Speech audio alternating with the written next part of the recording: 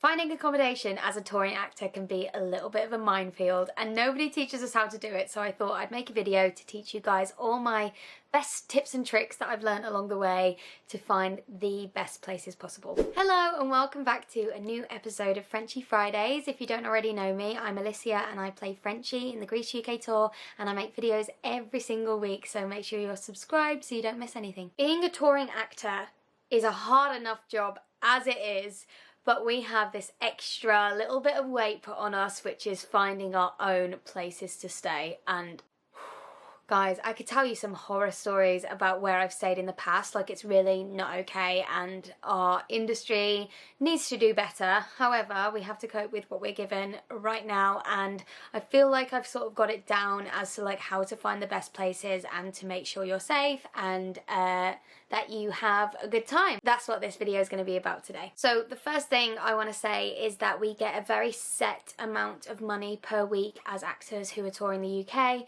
This is on an equity contract, which is our sort of union, our actors union. So I can't speak for contracts that aren't equity, but right now on an equity contract you get about £330 a week to spend. I might have got that slightly wrong, but I'll put the figure on the screen now. So that £330 a week is to pay for your accommodation every week, but also it should be able to go towards things like food and things that you wouldn't necessarily spend money on if you weren't on tour. Obviously we have like a massive inflation issue in the UK right now, and I mean the money that we get per week as actors has gone up. I think on my very first tour I got like £260 or something like that, but I would absolutely skimp on that because I really just wanted to be making money and to be saving as much as I possibly could. On my first job, I think I was finding places to stay that were like £90 a week, and if I can give any advice to anyone, it will be max out your touring allowance. Like, spend that money, because if you're on tour for like 8 months as I am, I promise you, for your mental health, you need nice places to stay. You need nice places to stay and you need them to be close to the theatre. If not, like, it completely changes your whole experience. And on my second time touring, I did spend quite a bit of money on digs and did not regret it. On my very first tour, I ended up going to places where I hadn't spent a lot of money and I felt unsafe, the place wasn't clean, I was commuting in like 40 minutes from my digs, like it was just a nightmare. It was a literal horror story actually. So my one piece of advice to start this video would be spend your money on those places to stay, because there is nothing worse than feeling like you can't go home at night. It's kind of sad that I still have to talk about that, but you know, we move, that's just the way of the world right now. But anyway, yeah, tip number one, spend your money. So when we graduate from drama school, we have no idea how this sort of thing works. Like, I left drama school early, 2 months early, to go and do a show called Little Miss Sunshine. It was a UK tour, and I had no idea that I even had to book my own accommodation. Like, nobody told me about that.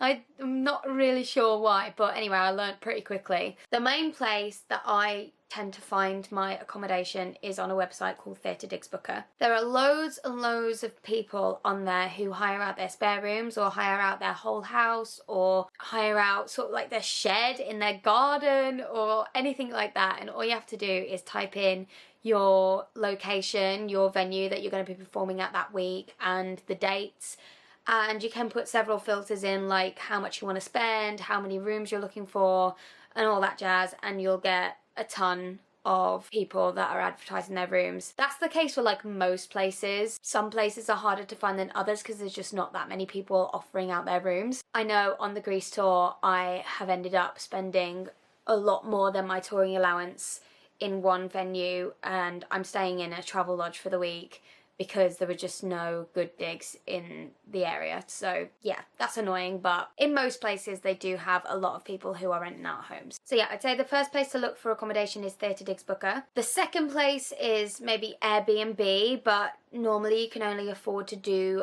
some sort of Airbnb if you group up with castmates, and then you can split the place into like 4 or something, and sometimes it works out being just about affordable, but a lot of the time they're just way too expensive for us. There's also a Facebook page called Theatre Digs List, I think it's called, something like that, but it's a page or it's a group or something. I'd recommend definitely following that page or requesting to be in the group or whatever you do on Facebook. I actually have no idea. But people also advertise their places. Sometimes you find people advertising their places on there that aren't on Theatre Digs Booker, which are much nicer. So I definitely say have a look on there too.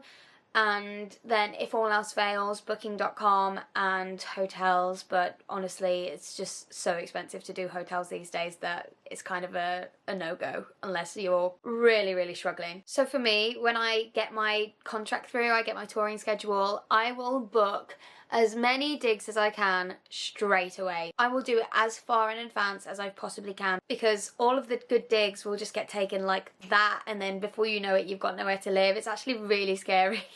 Most of the time you will find somewhere, but it might be a train ride away from that city or something like that, which I just don't like doing. So yeah, I would say book your digs as far in advance as you can. The only thing with that is there is a little clause in the equity contracts that says that you should book your digs only 2 weeks in advance, and if you book anything more in advance than that, then they are not liable to cover anything should they cancel venues and things like that. And so if, God forbid, you do get venues cancelled or the tour gets cut short or anything like that, then sadly you won't be able to get your deposits reimbursed by the company. Sometimes you can go to the Theatre Digs hosts and be like, hey, this has happened, I'm really sorry, is there any chance that I can get my deposit back? And like 90% of the time in my experience when that's happened, they have said, yeah, sure, here you go, I'm so sorry this has happened to you.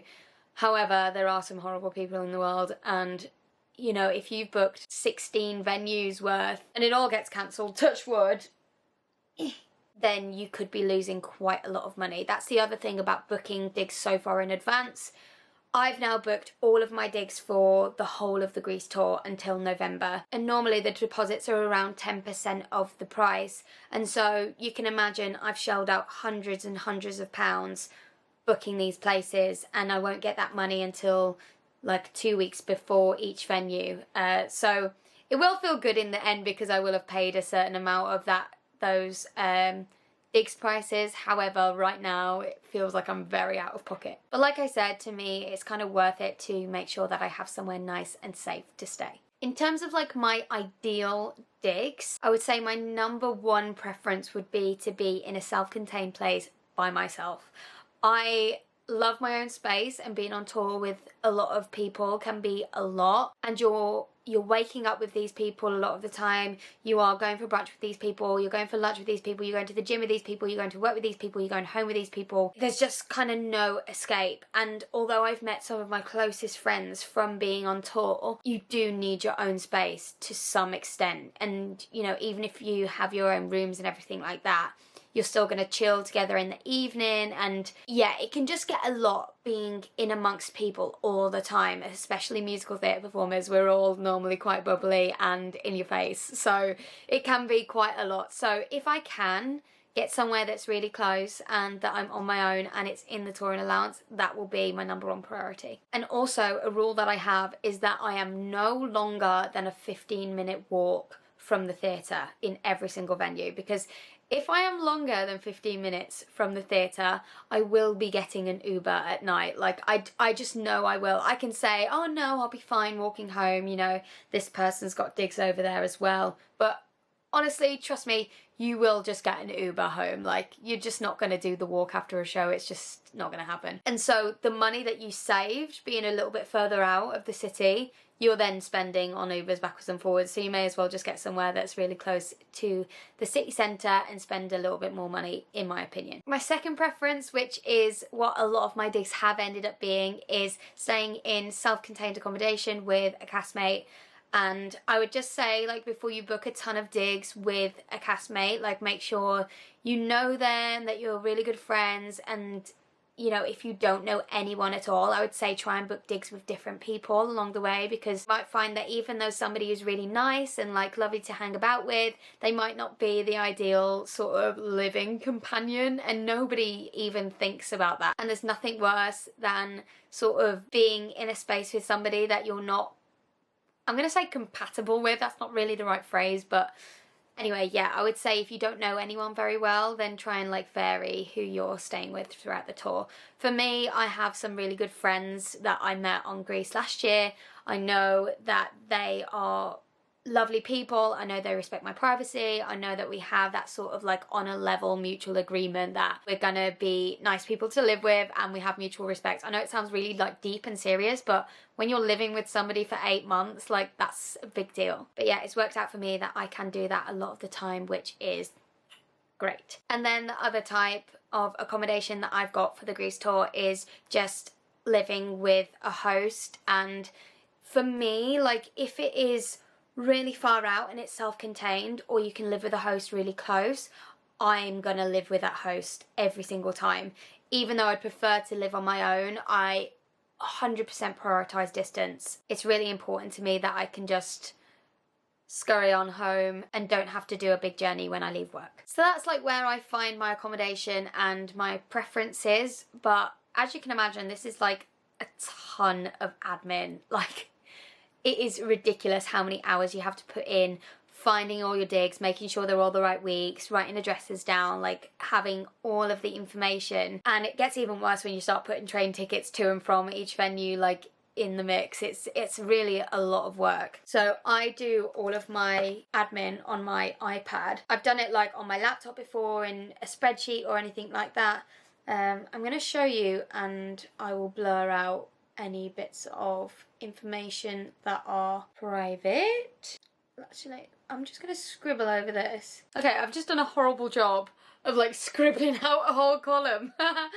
But anyway, so on my little list, I have the city that we're staying in, the address of the place that I'm staying, oh yeah, how many minutes walk it is away. This is me being a complete control freak, by the way. It's completely unnecessary, but this just makes me feel at ease.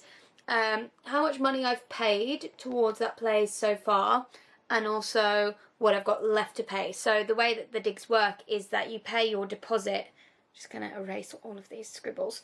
You pay your deposit like now, and then when you get to the venue, you pay in cash or bank transfer to that person, whatever they prefer. It's actually quite difficult to remember, especially if you don't do it on the Theatre Digs Booker website, how much you've paid and how much is to pay, especially if you're in a self-contained place with many other people and you're splitting the rooms differently. Say if somebody's on a sofa bed or something, obviously you're not going to make them pay as much as you having a double bed or like an ensuite or something. So yeah, it can get quite complicated, but this is the best way I've found of doing it. I also have lists like this from my past 2 tours, and I like to keep a list of digs that I found to be nice, and if I go to that city again, which I am a lot of the time this year on Greece, I will make sure I book that place again. There is no way that I've covered absolutely everything there is to know about digs. So if you've got any questions, please put them in the comments below. I'm always on it with the comments. I reply to as many of them as I can. So if you do have any extra questions, let me know and I'll be sure to get them answered. And if you have found this video useful, please do give it a thumbs up to help people find me in the future. Thank you so much for watching. Lots of love.